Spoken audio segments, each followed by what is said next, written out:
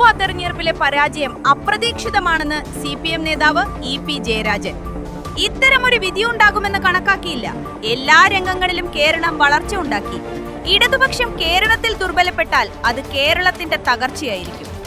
ഭരണവിരുദ്ധ വികാരമല്ലെന്നും കഴിഞ്ഞ സർക്കാർ എന്തെങ്കിലും ജനവിരുദ്ധ നിലപാട് സ്വീകരിച്ചോ എന്നും EP ജയരാജൻ ചോദിച്ചു.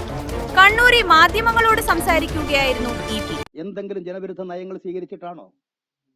വലതുപക്ഷ ജന്മി നാടുവാഴിത്ത ശക്തികൾക്കെതിരെ നടപടി സ്വീകരിച്ചു, നിയമനിർമ്മാണം നടത്തി ആ ഗവൺമെന്റിനെ അട്ടിമറിച്ച് കോൺഗ്രസ് പാർട്ടി പിരിച്ചുവിട്ടത്.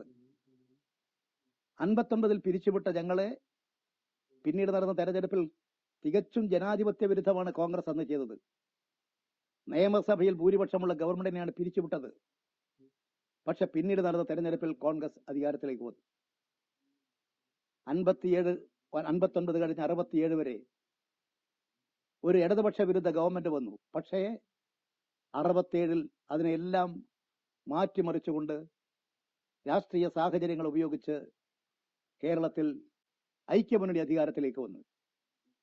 ആ ഐക്യമുന്നണി കേരളം ഭരിച്ചുകൊണ്ടിരിക്കുമ്പോൾ അതിനെയും വലതുപക്ഷം ദുർബലപ്പെടുത്തി. പിന്നെ വീണ്ടും തിരിച്ചു വന്നു. ആ തിരിച്ചുവരവിൽ പ്രത്യേക സാഹചര്യങ്ങൾ നിങ്ങൾ ഓർക്കുന്നുണ്ടാകും. കേരള രാഷ്ട്രീയത്തിൽ വന്നിട്ടുള്ള ചില സാഹചര്യം അതിനെ എല്ലാം ഫലപ്രദമായി ഉപയോഗിച്ചുകൊണ്ട് ഇടതുപക്ഷ മുന്നണി വീണ്ടും കരുത്ത് നേടി പുറത്തേക്ക് വന്നു. വീണ്ടും തുടർച്ചയായി ചില തിരിച്ചടി വന്നു. വീണ്ടും കരുത്തോടുകൂടി വന്നു.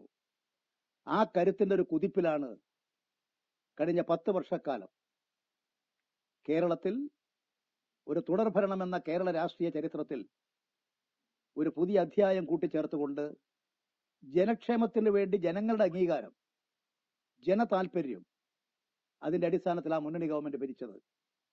ആ താല്പര്യത്തിന്റെ അടിസ്ഥാനത്തിൽ മുന്നോട്ട് പോകാൻ കഴിയുമെന്നാണ് ഞങ്ങൾ പ്രതീക്ഷിച്ചിരുന്നത്. ആ പ്രതീക്ഷയ്ക്കാണ് മങ്ങലേറ്റത്.